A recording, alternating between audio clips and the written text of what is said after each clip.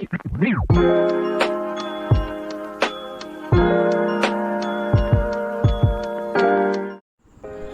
Guys, আশা করি তোমরা সবাই ভালো আছো।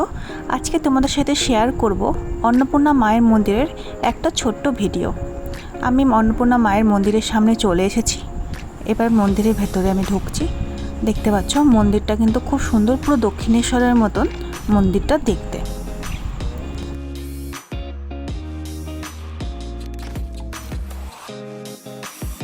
মন্দিরের সৌন্দর্যটা এত সুন্দর যে তোমাদের আসলে খুব ভালো লাগবে। পুরো মনে হবে তোমরা দক্ষিণেশ্বর মায়ের মন্দিরে এসেছো। এখানের যেমন ভিউ ভালো, শান্তশিষ্ট জায়গা, তেমন একটা আলাদাই শান্তি পাবে এখানে আসলে।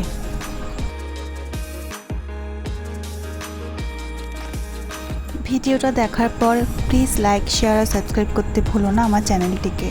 অবশ্যই কিন্তু লাইক, শেয়ার, সাবস্ক্রাইব করে দিও আমার চ্যানেলটা।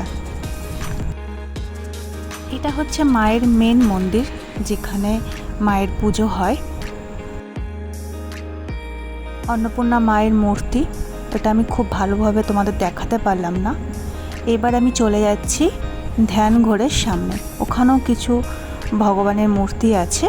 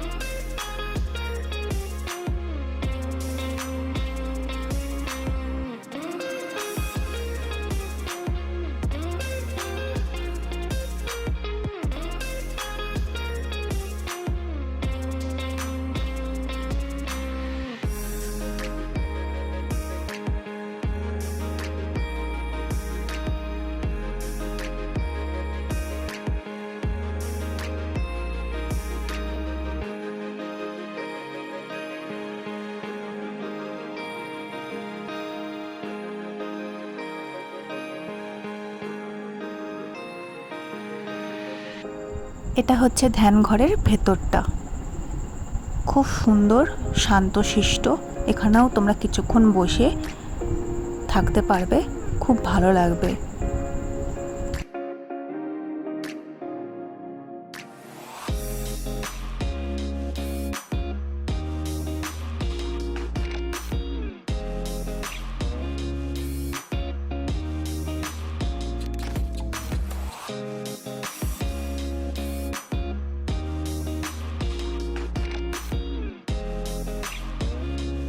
এটা হচ্ছে মন্দিরের অপোজিটে শিব মন্দির। ঠিক যেমন তোমরা দক্ষিণেশ্বরে দেখেছো, যারা যারা দক্ষিণেশ্বরে গেছো, ঠিক যেমন মন্দিরের ভেতরটা দেখেছো, মন্দিরের কারুকার্য দেখেছো, সেম মন্দির এখানেও তোমরা দেখতে পারবে।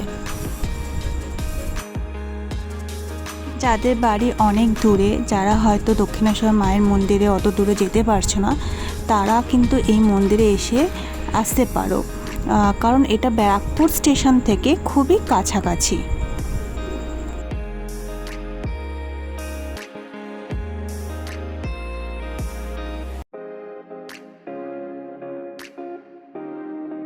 শিব ঠাকুরের মূর্তি।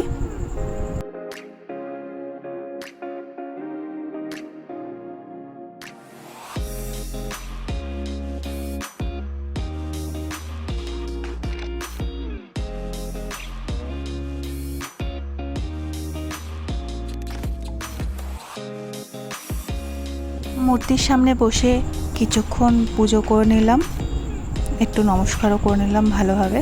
এরপর চলে গেলাম গঙ্গার ঘাটের সামনে। ঠিক মন্দির থেকে বেরিয়ে সামনেই গঙ্গার ঘাট, দেখতে পাচ্ছ গঙ্গার ঘাট। তখন খুব বেশি জল ছিল না গঙ্গায়। এটা হচ্ছে মন্দিরের পুরো ভিউটা। এখানে আসলে তোমাদের পুরো মনে হবে যে দক্ষিণেশ্বর মন্দির এসেছো। তাহলে যারা যারা আসতে চাও একবার এসে এখানে পুজো দিয়ে যেতে পারো। আর যারা মন্দিরের অ্যাড্রেস জানতে চাও তো প্লিজ আমাকে কমেন্ট করো কমেন্ট বক্সে। Thank you.